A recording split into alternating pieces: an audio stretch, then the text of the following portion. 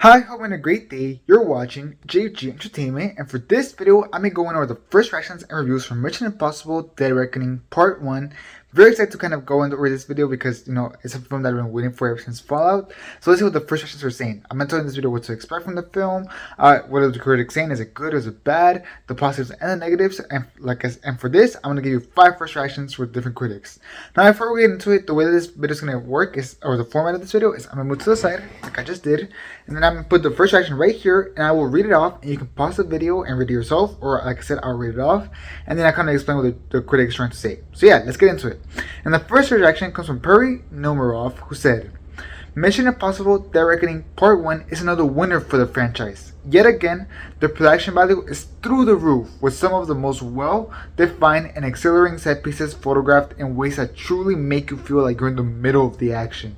And the emphasis on capturing things in the camera makes a huge difference, and you can feel it. Also really dug the mission this time around and how the technology thereafter factors into the characters' individual arcs. Now this isn't all she said. She also mentioned Tom Cruise is A+ as always, and Rebecca Ferguson continues to be a favorite. But franchise newcomer Hayley Atwell wound up being the major standout for me.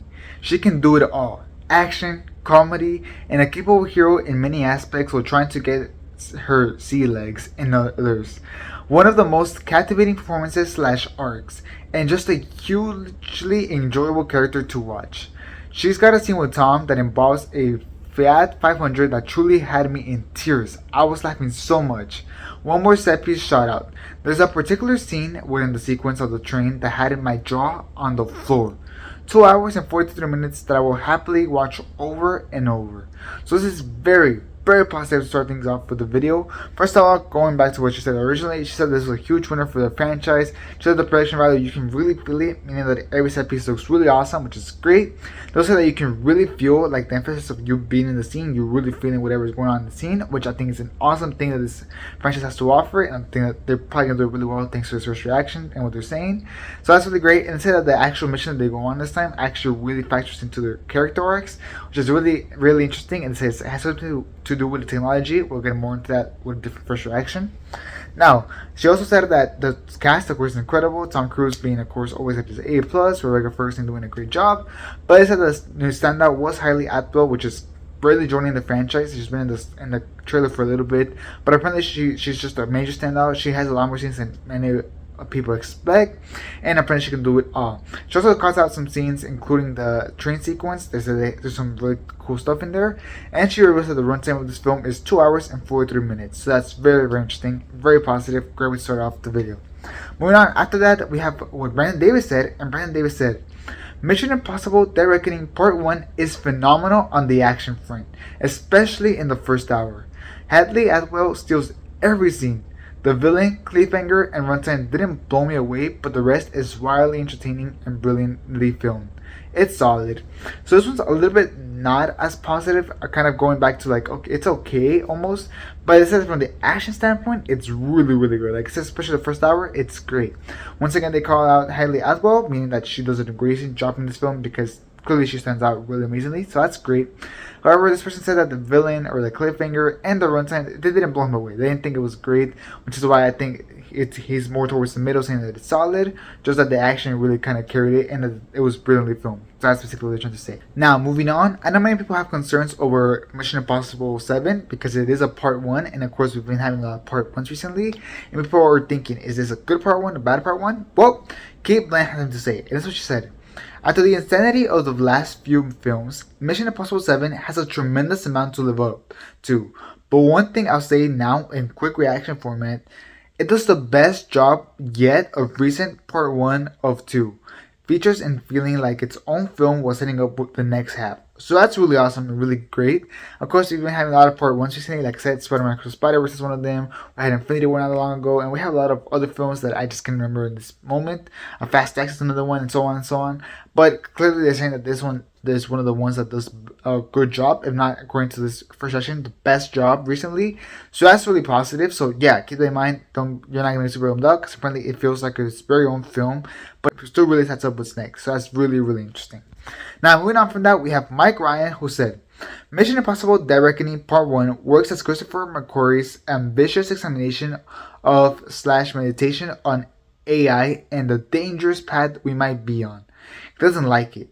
With the inherent nature of being Part 1, said that a lot lately, not as satisfying as Fallout. Now, they also continue by saying, and I say ambitious because obviously there are other AI might be bad movies, 2001, Terminator, Virtuously, but here the AI doesn't manifest itself into a tangible thing like Terminator. McQuarrie placed this like the ChatGPT we have now decides it should just run things. So yeah, this is very interesting. Very interesting like first reaction that they added here.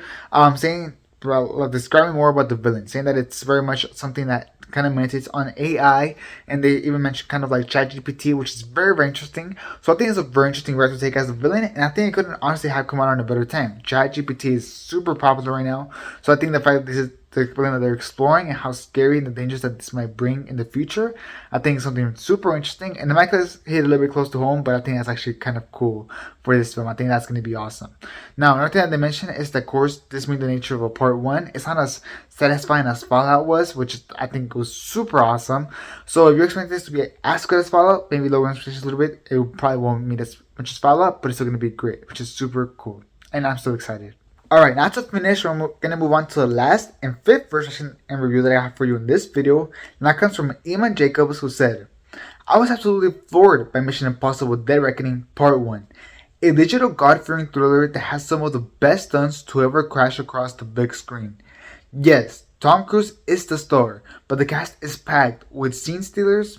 I need to see it again now.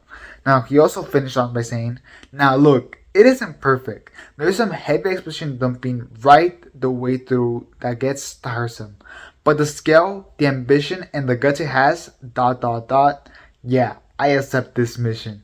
So that's a very positive way to end this video, just going again with its positives, saying that it's very much a thriller on the digital kind of God-fearing thing, which I think is very interesting, saying that it has some of the best stunts ever, saying that Tom Cruise, of course, is a star, but the rest of the action is, the rest of the cast is amazing, which is great, and let's say that it has some flaws, especially with the exposition, but beyond that, it's really good. So yeah, those are the 5 versions and reviews that I got for you of Mission Impossible Dead Reckoning. Tell me what you think about them down in the comments. Are you most excited now? And what are you most excited to see? I'm very curious, me personally, the action, but I want to hear your thoughts down in the comments. As well as please don't forget to leave a like. It will be very helpful, so please don't forget to leave a like and subscribe for a lot more content, especially when this one comes out. A lot of content is going to come out. So yeah, subscribe. Yeah, that'll be it for this video. Thanks for watching. Hope you have a great rest of your day, and this is Jerry Entertainment, out.